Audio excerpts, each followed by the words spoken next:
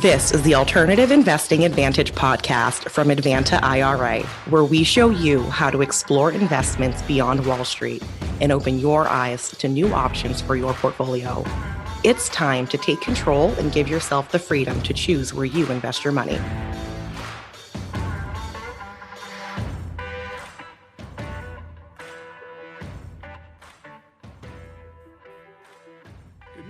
Welcome to another edition of the Alternative Investing Advantage podcast. My name is Alex Perny, and today on the download, financial markets. They're a crazy place to invest right now. Nothing has changed over the past week or so, but things have certainly rebounded quite a bit since the recording of last week when we had 1,000-point swings in the Dow. Everything was all over the place. We had a very good rebound, but the writing seems to be on the wall from a lot of analysts stating that now certainly is a good time to start reevaluating your portfolios and really kind of look into what's going to potentially be a bit of a market correction. We don't know if we're going to really shift fully into a full bear market from the bull that we've been seeing, but it is certainly something to watch out for.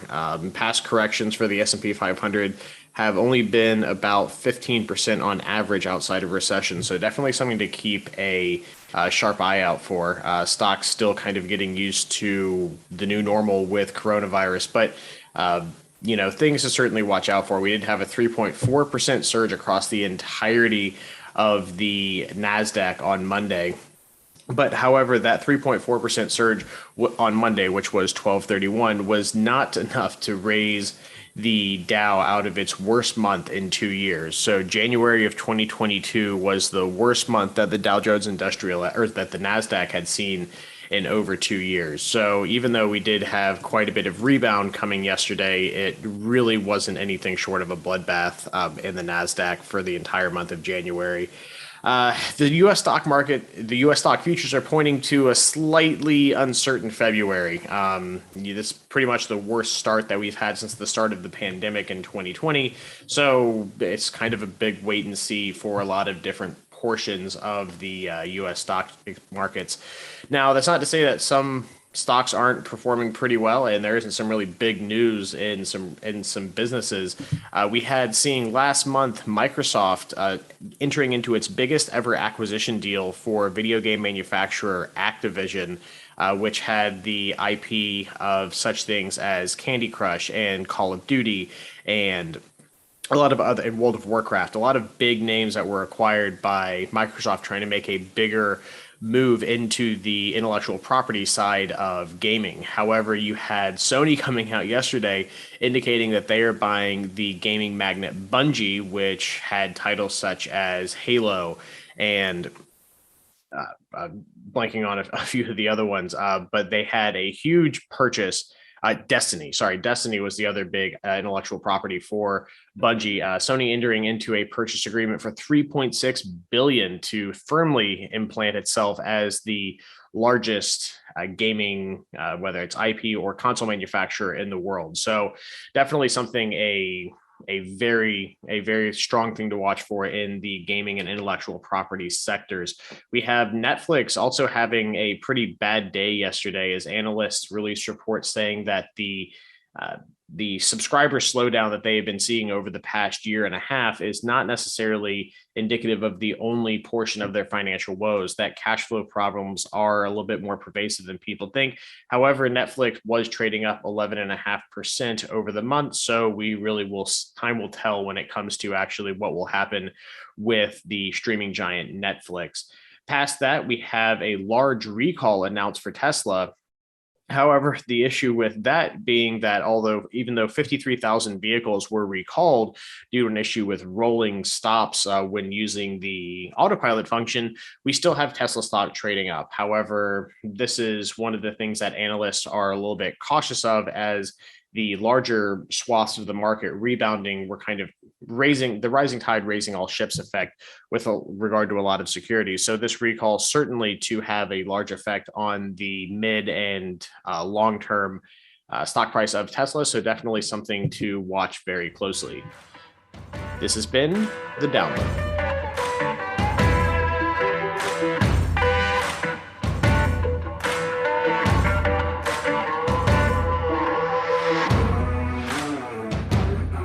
What is a break-even analysis? Break-even analysis entails calculating and examining the margin of safety for an entity based on the revenues collected and associated costs. In other words, the analysis shows how many sales it takes to pay for the cost of doing business. Analyzing different price levels relating to various levels of demand, the break-even analysis determines what level of sales are necessary to cover a company's total fixed cost. A demand-side analysis would give a seller significant insight into the selling capabilities. The break-even point is considered a measure of margin of safety of the viability of a company for long-term financial success. This has been the download.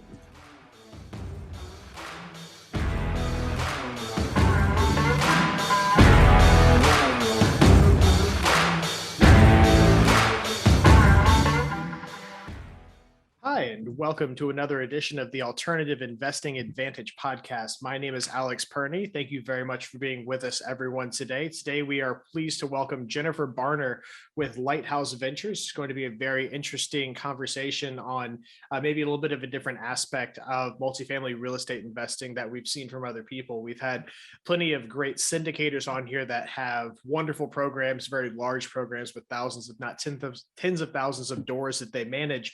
But more often than not, we don't necessarily get the viewpoint of someone who has come into this world from maybe starting in single family and then expanded their portfolio or their grasp into being into multifamily, and what some of the struggles that some of you might see if you're trying to go on that same trajectory. So we're going to get into that today with Jennifer Barner. She has a great story. So Jennifer, thank you very much for being with us. I'll let you kind of give your bio and in your own words, kind of maybe tell us how you got your start in single family, and then we'll get into what you got going on at Lighthouse Ventures as well. Great. Well, thank you for having me on your program. I'm really excited. I love working with Advanta. You all make it so easy to invest with you. I recommend, I actually use a different custodian, but if I didn't already have my money tied up in other things, I would totally be using you. And I do recommend everybody comes to you and uses you. You just make it really super simple.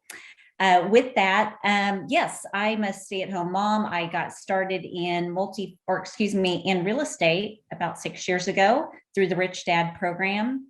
I didn't take the straight and narrow. I jumped in, started flipping homes, buying homes in my IRA.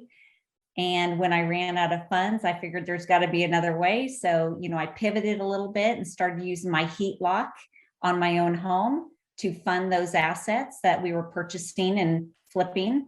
And a year into it, I realized there's got to be a better way. And of course, the holy grail is multifamily, or at least that's how the people make it out to be. And I thought, I got to get a coach. I got to figure out what's the best way to grow in this space and how can I make up lost time? Because I've been a stay-at-home mom for the last 20 years and was looking for, just the best way to grow our net worth. Unfortunately, it wasn't as easy as I had anticipated. I underwrote close to 250 deals in 17 to 18 months. And when I hit a wall, I concluded going back into flipping properties is probably the best way, because not very many people can go 18 months without any income. And that's basically what I had done. So I went back into flipping homes. To date, I've completed 43. And we now have 1,000 doors between limited partnerships and general partnerships that I've done. So I found my way back over into multifamily. And over the last year, we've done, a 72 unit, 130 unit, a 203, and we're working on an 80 unit right now. Awesome. Fantastic. Yeah, it's definitely interesting to see the trajectory of kind of that little bit of a roller coaster ride of coming up, trying to get into it, going back down, and then, hitting your stride in that.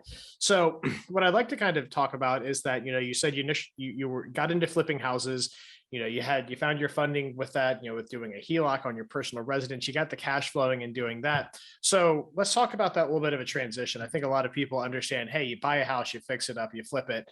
Obviously that is scaled kind of exponentially when it comes into doing multifamily. But when it comes to getting your first crack at it, what was kind of your goal in mind when you made that first attempt into multifamily, and what were the issues that you ran up against when you initially tried to transition from single family to multifamily? One of the biggest hurdles I had is I had no credibility. I would call brokers and they really wouldn't give me time of day. And they made me feel very quickly that this is a big boys game. And, that I was underwriting too conservatively. Every deal that I would submit on, they would say, you're not even in the ballpark, So basically go home, little girls, come back again another year or two, or go back to single family. So I found out that I needed a different approach. And I figured out maybe me investing in other people's deals would give me a little more confidence. It'd give me a kind of a see behind the mirror or see behind the curtain, so I could get a little more exposure. And what I found is when I actually invested in somebody else's deal, I immediately felt like, hey, I'm part of this now. Now I can go to brokers with a little more confidence that I had before and say, yeah, I'm invested. I'm part of a 403 unit apartment building. There's something that you just putting skin in the game, and even if it's somebody else's deal, helps you kind of break through that barrier. Not that it became any easier, but at least I was able to speak the lingo. And that's another piece, is you've got to be able to speak the lingo of the brokers in that multifamily space. And it's certainly not the same as single family. Certainly. So, kind of coming into it, you brought these deals up, but maybe just didn't necessarily have the right toolbox yet to do that. Now, trust is, really kind of anything when it comes to investing in real estate. And that is just, it's amplified when you get into bigger numbers. Instead of asking someone to trust you with, $250,000 of money for a fix and flip, whether or not it's accurate for your market or not, and then you're talking about tens of millions of dollars, things start to get a little bit more heavy on the trust aspect of things. So what are some of the things, besides just maybe having kind of a book of business is maybe a bad way to put this, but just kind of having the experience of saying, hey, I've been, invested as a limited partner in this guy's deal, or, I met this woman and, we've put together, a syndication that, is run, here's a track record. We maybe had an exit with something else. What are some of the things that, you would tell to someone that's maybe looking to get into this, that says, hey, here's the best way to build rapport. Here's some good things to look at and research. So that way, when you do have something that you want to present to someone, you not only just sound credible, because anyone can kind of, just, sound credible, but actually can back that up with the, verified credibility that goes with trying to get into this industry. Yeah, that's a really good point. I mean, the brokers want to know, can you close on a deal? And so you really need to have a team built up around you. And that's one of the values that I got with hiring a mentor or a coach. I was able to leverage his balance sheet and leverage his deals and his success. So when I went to brokers, I was able to say, well, my team just closed on this, or I'm part of this. And, that's important for the broker.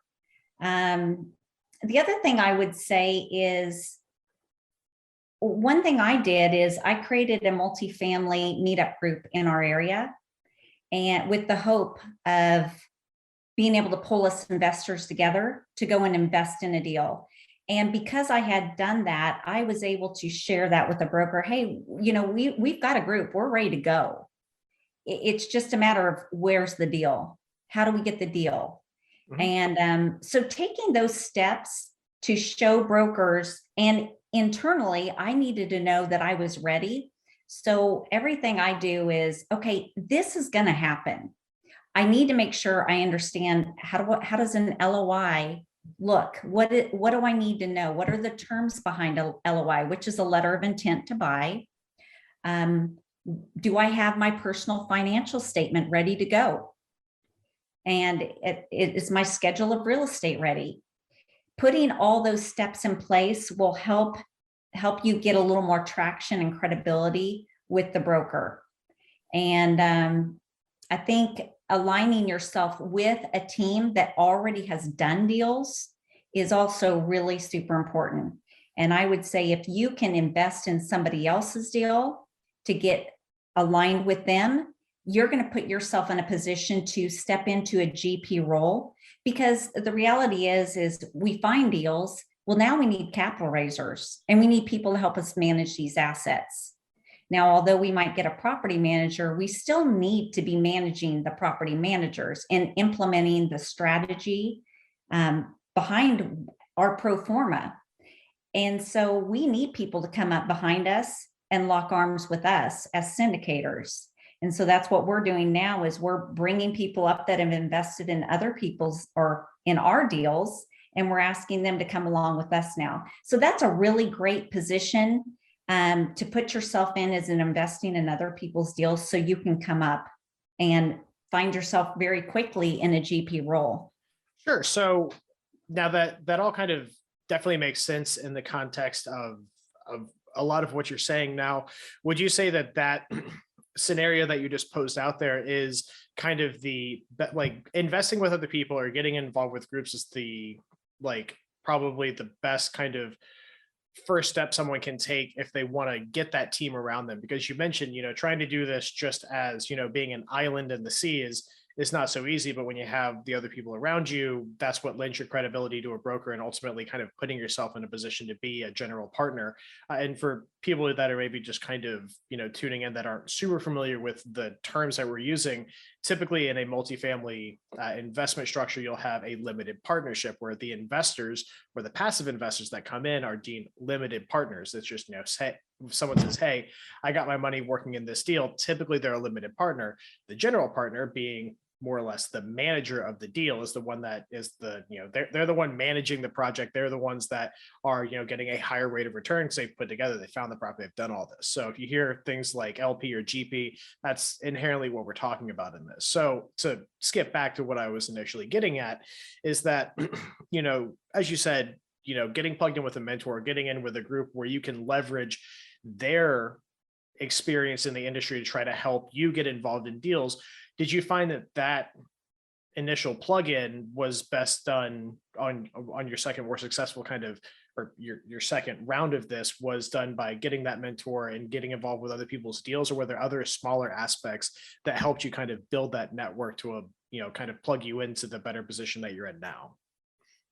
Yeah, one of the most important things I did is I attended a lot of networking events and connected with other teams.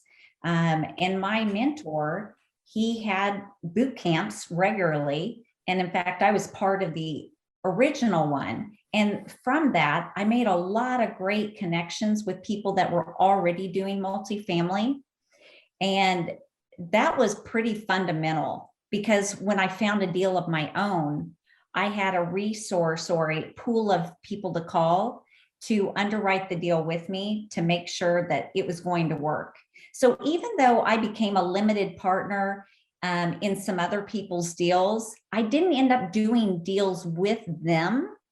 I actually found my partner through this boot camp that I had attended originally. So there's a lot of value that comes from networking events, whether or not they're in your own backyard, and local events, or they could come from these national events that you see held pretty frequently. You can pretty much catch a multifamily event every 4 to 6 weeks.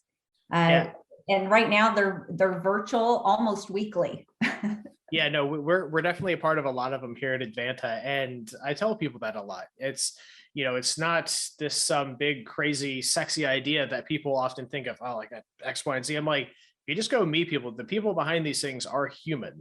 They have pretty much the same goals as most people do, which is to build wealth, provide a better life for them or their family, or have some type of general goal that probably aligns with you. And you know what? Maybe not everyone there does, but you can probably find someone that does have that. I just got a notification that the connection was unstable. Just one moment, let it catch back up with itself. All right, I think we're good now. So yeah, going to these events, finding people that are aligned with you in some form or fashion, whether that's y'all have the same interests and hobbies, you go to the same church, whatever it happens to be. Those are the kind of fundamental building blocks that will lead you into something that can be successful. It's not having 15 specialized degrees and a doctorate. It's something as simple as people meeting people and figuring out that you align with someone, and the rising tide effect of raising all ships in this industry, which is cool to see on something as big as multifamily real estate. You have deals that are worth tens of, sometimes hundreds, millions of dollars that are put together on something as fundamental as shared common interest and goals with people that go to these events. So I think that's a great point that you brought up. Go to these events. Not all of these things, especially from my professional standpoint over the past 10 years, these are not, $100,000 boot camps. Most of these things you can go to for a couple $100. You got to travel, tack on another few $100 for a hotel. Hopefully it's somewhere that's nice and sunny, like Florida. Or, a lot of these things are virtual as well. So great point. And I'm happy that you echoed that, because again, we have a lot of people on here that maybe seem a little bit unattainable, just because they're so successful in what they do, and they kind of talk not down to people, but they're talking at a high level, and people need to understand how do you get involved and kind of build up and get at that level. So you've kind of done that at this point. You have Lighthouse Ventures. You've, obviously you're still working towards different goals that you have. So to say maybe someone made it is a bit of a miscue, but you've made it to this point now, where you have, you've indicated that you have success in what you're doing. What does that look like to you, and where do you kind of see yourself going from here now that you've gotten to a point where you're investing in the style of multifamily that you would initially kind of set out to do? Yeah, so now my hope is really to keep this wheel turning, so to speak, where we get deal flow from a variety of resources. I've also stepped into coaching now, because I want to help other people reach the level of where I'm at, to struggle as much as I had to struggle. I can see we have a little bit of a delay again. Yeah, just give it a second and then just repeat that. I send this over to editing so they can splice it together a little bit. Test your audio real quick. Yeah, sounds good. All right, you can go ahead. Okay. So I don't know if you heard what I said. You deal flow us, I think, when it kind of cut out a little bit. Yeah, so I'm at a spot now where, my goal is to keep the deal flow going. I feel like I'm on a team where we've got ample deal flow coming through, which is really one of the most challenging things to get started. But now I'm in a position where I'm now coaching other people and bringing them in and alongside me, so that they can be in a position here in a very short amount of time to be walking into and being in the GP position alongside me, which is really, that's my goal, is to help other people come up and not have to go through such difficult circumstances that I found myself. I was competing with everybody, I felt like, and I really wasn't on a team. I was on that island that you described, and it doesn't have to be that hard. Sure. Now, before we kind of get into some of those steps, you mentioned deal flow, and that's, when it comes to anything in real estate, when you distill a lot of the stuff down, it's sales. You got to have the leads coming in order to build that, in order to get something out and get it back out there making money for you. So what are kind of some struggles that you see in deal flow? Is this maybe even talking about the specific market we're in right now? Because everything's so crazy. I mean, we hear it a lot, but things are, if you've been in this industry for longer than about 3 years into pre-COVID, this is a lot of new stuff for a lot of people. Deals are either coming up way more often than they used to. I know with some people, it's, managing that bandwidth of having so much to sort through. Some people have very low bandwidth of deals. So what are some kind of maybe big points of deal flow that you've seen that, might be some good tips from people from your perspective on what you're doing? Well, I think it's important that, you can keep going to the same brokers over and over, but you'll probably find yourself in a very similar situation that I was in, that you will have underwritten 200 plus units, deals, and never get anything past the finish line, and that's frustrating. So I think you have to go where there are ample deals happening, and you have to look at where are people moving. That's where you're going to get transactional deal flow happening. And we're starting to see a lot of transactions and a lot of apartments turning over regularly in the Sunbelt states. Mm-hmm. So, which makes sense. People are flocking where they want to live. And as a result, the buildings are all appreciating. You're starting to see sellers want to sell their buildings a little more quickly than their pro forma or what their projections were, because the market's appreciated so much. I think we're going to see more and more of that.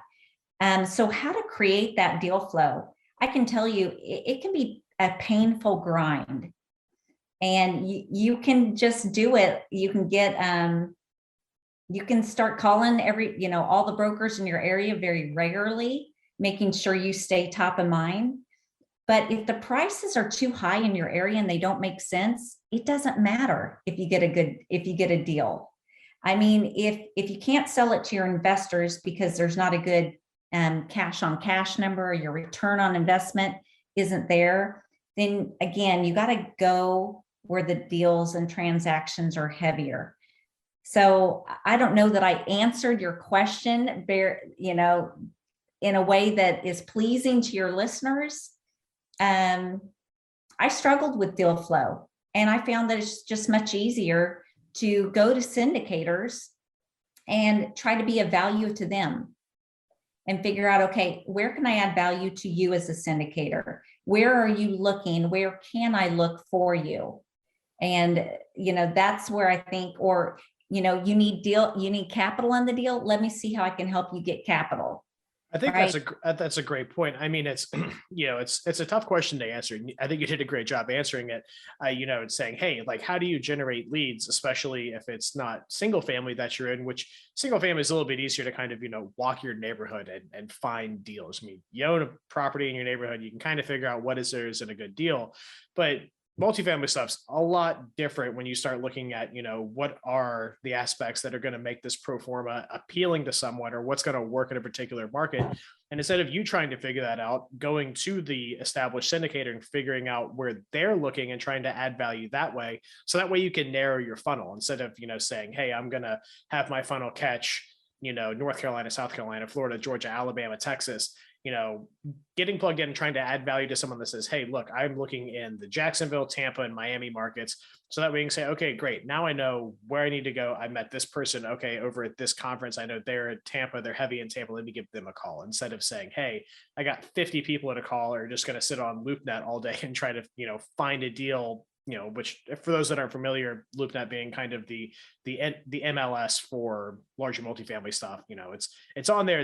People are paying retail for it. So trying to find those deals before they hit some of those bigger things, obviously being of benefit to you if you're trying to crack into this. So I think that, although the beginning of the answer is definitely vague, the real value of what you said there is, talking to the people that are already doing a lot of deals and trying to add value to that, because inherently, if they have an eye on that market, then that's probably a good sign that you might find other deals outside the scope of what maybe they're looking for, which might be a good deal for you to take on. Maybe it's too small. Maybe it has a certain set of things that, you're better suited at than they are to take on. So, you will find stuff if you look where, the bigger money is going. So again, I think that's definitely a great answer. So maybe let's transition into a little bit. You mentioned that, your goal right now is, kind of helping people get into this with what you're doing specifically right now. So, we've kind of covered, the issues that people have cracking in, deal flow, finding the people, getting your network built up. So, tell us a little bit about what you're doing specifically to kind of package that together to help people. What do you have kind of going on in that regard? Well, I tend to find that everybody has the same question. How do I get into this space? Who do I need to be talking to? So similar to the questions you're already asking, right? So I've kind of put together a one-page summary of, hey, here's some resources to help you go develop the vocabulary you need to have conversations with brokers. Here's a few lending agents that I can suggest, or mortgage brokers. Here, just really it breaks it down. And then I'm doing one-on-one coaching with hopes that I'm going to make their path a little easier than the path I've had. And just to kind of piggyback on something you said in your last question, because what I find is a lot of people want to bring you a deal that's in their backyard. And I see this over and over and over. And I used to do the same thing to other people that were already big and doing syndications. Hey, I got this deal. And the problem is, okay, you're bringing me a deal that's in a declining market. The population's declining, employers are moving out of the vicinity. Help me. It's not a deal. So you've got to be smart about what you bring to syndicators. Don't just bring them something that it's because it's in your backyard and you think it's great and you love your neighborhood. It doesn't mean that the person you're bringing it to is going to love it. So that's the only thing. But back to what you had asked me about is how I'm helping others. There's a lot of coaching programs out there. You can have a multifamily here in just a few months. The reality is it's not that easy, and people shouldn't beat themselves up and give up that easy. My hope is that I could walk alongside somebody and help them have the resources. They have resources at their liberty, by partnering with me. So they don't have to find the grind is difficult. So anyway, my hope is that they're just going to be able to get into a deal, and it's going to allow them to propel themselves into a GP position much quicker than they would otherwise. Yeah, we kind of done this a few times in our conversation. I want to skip back to kind of what you said about being in declining markets. That's another really great aspect that I think a lot of people that come in from the single family side of things that I've seen in my career, single family is very much a throw everything at the wall and see what kind of sticks. If you have people in your area, people need somewhere to live, houses will, more or less sell in your area. But when you start packaging this together in multifamily and commercial, it gets like we've talked about, harder nut to crack. So really paying attention to some of those things of, like you said, people are moving a lot to the Sun Belt, which is, the Southeast United States, to some extent California, that have their kind of own issues with stuff out there. But when you look at, where people are trying to move, if you live in, let's say somewhere where there is a lot of egress out of that state, and maybe it isn't as attractive for the multifamily syndicators, just being aware of that. I think you need a lot of awareness of the more national trends when it comes to multifamily, because apartments, especially multifamily syndication can be a lot of things, but in the context of most of this, we're talking about apartment buildings, are going to be the kind of the first catching point to people before they buy a house in a certain market. So if you have people egressing to a certain state, let's say they're moving from Iowa to Florida, they're probably not just buying a house first, they're going to first go into apartments. So that's going to be the first step in where people are utilizing that. So understanding those trends is important when trying to bring someone a deal. And again, like you mentioned earlier, bringing value is a big thing of kind of trying to get that relationship going with brokers and different people.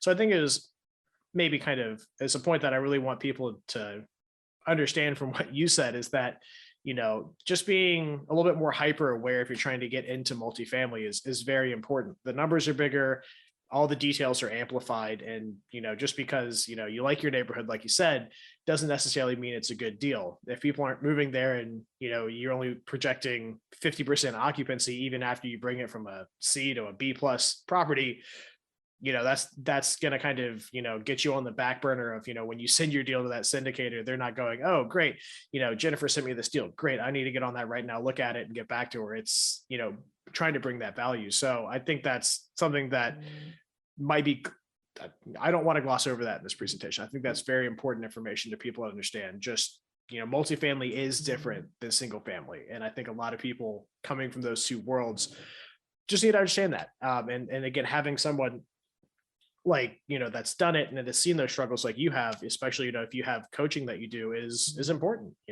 someone that understands that's been there before. So, let's kind of go into, the different things that you're doing outwardly. So, you said you have coaching going on. You're also syndicating deals as well, right? So tell us a little bit about specifically Lighthouse Ventures that you set up. What kind of irons do you have in the fire over at Lighthouse that you'd like to let people know about? Well, I love that you said that. We're taking down a deal in Jacksonville. We're really excited about that one. We're going to be, it'll naturally appreciate on its own, but we're going to go in and turn the units and bring them up to a top market dollar. So, Jacksonville, what we love about Jacksonville is it's now a supernova city. I don't know if you know that, but the Urban Land Institute just deemed them that same title that they've given to Austin, Raleigh, Durham, Boise, just to name a few. So they're the sixth one. They have hit unemployment that's less than pre-pandemic levels, which is one of the reasons why they've got that significant name title, which I'm really excited to be part of this deal.